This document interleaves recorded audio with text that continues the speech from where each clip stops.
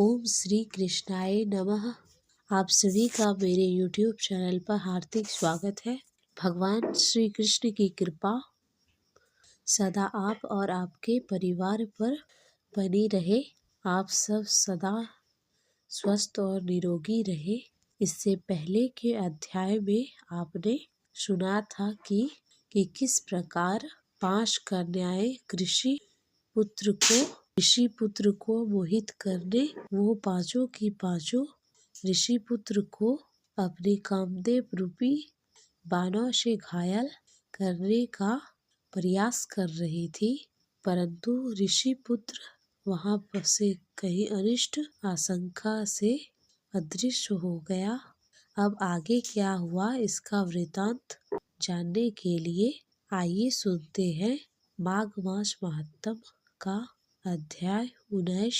वह पांचों कन्याएं इस प्रकार विलाप करती हुई बहुत देर तक प्रतीक्षा करके अपने घर वापस लौटी गई। जब अपने घर में पहुंची तो उनकी माताओं ने कहा कि आज इतना विलंब तुम लोगों ने क्यों कर दिया। तब कन्याएं अपने माता से असली बात को छुपा गई और कहने लगी कि माताश्री, हम तो किन्नरियों के साथ क्रीड़ा करते हुए सरोवर में थी। ऐसा कहकर कि आज हम बहुत थक गए और कुछ आराम करना चाहते हैं, यह कहकर वो जाकर लेट गई। ऋषि वशिष्ठ जी कहते हैं, इस प्रकार आशय को छुपाकर वो विरह की मारी फिरती अपने घर में आकर किसी प्रकार की कोई क्रीड़ा नहीं की। वह रात्रि उनको एक युग के समान लगी। सूर्य नारायण के उदय होते ही वे अपने आप को जीवित मानती हुई अपनी माताओं की आज्ञा लेकर गौरी पूजन करने के लिए वहां पर जाने लगी। उसी समय ब्राह्मण भी स्नान करने के लिए सरोवर पर आया। उसके आने पर कन्याओं ने उसको देखकर कन्या ने वाह वाह किया, जैसे सूर्योदय को देखकर कहती है। उनको देखकर उन सभी के नेत्र खुल गए और ब्रह्मचारी के पास चली गई। आपस में एक दूसरे का हाथ पकड़कर चारों तरफ उस ब्रह्मचारी को घेर लिया और कहने लगी, अरे मूर्ख, उस दिन तो तू भाग गया, लेकिन आज नहीं भाग सकता। अब हम लोगों ने तुम्हें घेर लिया है। ऐसे वचन सुनकर बहु पास में बंधे हुए ब्राह्मण ने मुस्कुराकर कहा कि हे कन्या, तुमने जो कुछ भी कहा वो बिल्कुल ठीक है, परंतु मैं तो अभी विद्या और ब्रह्मचारी हूँ। गुरुकुल में मेरा विद्याभ्यास भी पूरा नहीं हुआ है और एक पंडित को चाहिए कि वह जिस आश्रम में रहे उसके धर्म का पालन करे। इस आश्रम में अपना विवाह करना अपना धर्म नहीं समझता। अपने व्रत का पालन करके और गुरु की आज्ञा पाकर ही मैं विवाह कर सकता हूँ, उससे पहले कर ही नहीं सकता। ब्राह्मण की यह बात सुनकर कन्याएं कहने लगी। इस प्रकार कन्याएं बोल रही थी जैसे मानो वैशाख मास में कोयल कूकती है। वे कहने लगी, धर्म से अर्थ और अर्थ से काम और काम से धर्म के फल का प्रकाश होता है। ऐसे ही पंडित लोग और शास्त्र भी कहते हैं। हम काम सहित धर्म की अधिकता से आपके पास आए हैं, सो आप पृथ्वी के सब भोगों को भोगिए।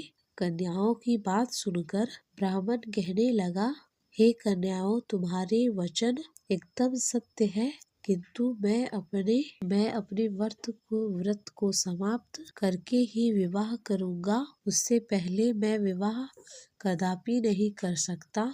तब वह कन्याएं कहने लगी कि तुम मूर्ख हो। अनोखी औषधि, ब्रह्म बुद्धि, रसायन सिद्धि, अच्छे कुल की सुंदर नारियां तथा मंत्र जिस समय भी प्राप्त हो उसे तभी तुरंत ग्रहण कर लेना चाहिए। ऐसे कार्य को टालना बिल्कुल अच्छी बात नहीं है। केवल भाग्य वाले पुरुष ही प्रेम से पूर्ण अच्छे कुल से उत्पन्न स्वयं वर चाहने वाली कन्याओं को प्राप्त होते हैं।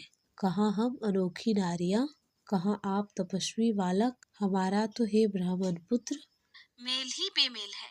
मेल ही बेमेल है। यह बेमेल का मेल मिलाने में अवश्य ही विधाता का कोई चतुराई है। हम लोगों इस कारण आप हम लोगों के साथ गंधर्व विवाह कर लीजिए। कन्याओं के ऐसे वचन सुनकर उस धर्मात्मा ब्राह्मण ने कहा, व्रती रहकर इस समय में विवाह नहीं करूँगा। मैं स्वयंवर की इच्छा भी नहीं करता। इसके वचन सुनकर कन्याओं ने एक दूसरे का हाथ छोड़कर उसका हाथ पकड़ लिया। सुशील और सुरस्वरा ने उसकी भुजाओं को पकड़ लिया। सुतारा ने आलंगी और चंद्रिका ने मुख चूम लिया। कन्याओं के इस प्रकार के व्यवहार को देखकर ब्राह्मण ने उसी समय क्रोधित होकर उनको श्राप दे डाला कि तुम डायन की तरह मुझसे चिपटी हुई हो, इस कारण तुम पिशाचिनी हो जाओ। ब्राह्मण के मुख से ऐसा वचन सुनकर वह उसको छोड़कर सब अलग खड़ी हो गई और उन्होंने कहा, हम अपराधियों को वृथा तुमने श्राप दे डाला। तुम्हारी इस धर्मात्मा पर धिक्कार है। प्रेम करने वाले से बुराई करने वाले का सुख दोनों लोकों में नष्ट हो जाता है।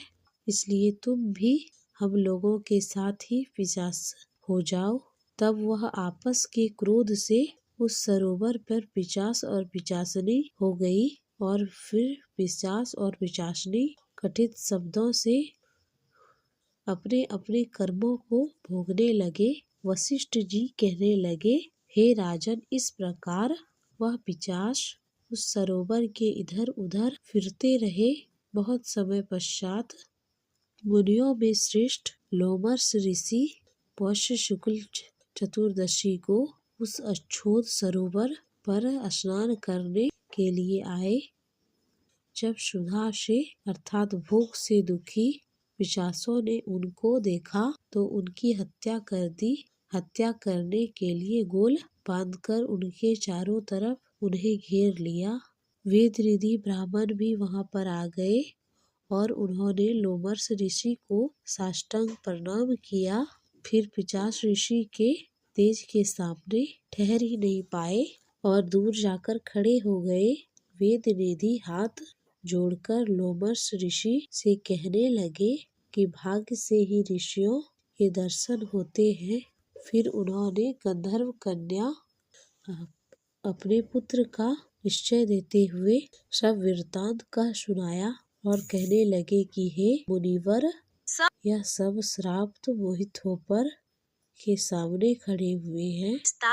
आज इन बालकों का निस्तार होगा। जैसे जैसे सूर्योदय से अंधेरे का नाश हो जाता है। वशिष्ठ जी कहने लगे कि पुत्र के दुख से दुखी हुए वेद निधि ब्राह्मण के ऐसे वचन सुनकर लोमर्ष ऋषि के नेत्रों में जल भर आया और वेद निधि से कहने लगे, मेरे प्रसाद से बालकों को शीघ्र समृद्धि पैदा हो। मैं उनका धर्म कहता हूँ, जिससे इसका आपस का ज्ञान विलीन हो जाएगा। लोमर्ष ऋषि के वचनों को जानने के लिए आप कृपया मेरे चैनल पर माघ मास महात्म के 20वां अध्याय अवश्य सुनिएगा। उम्मीद करती हूँ आज की यह वीडियो आपको पसंद आई होगी।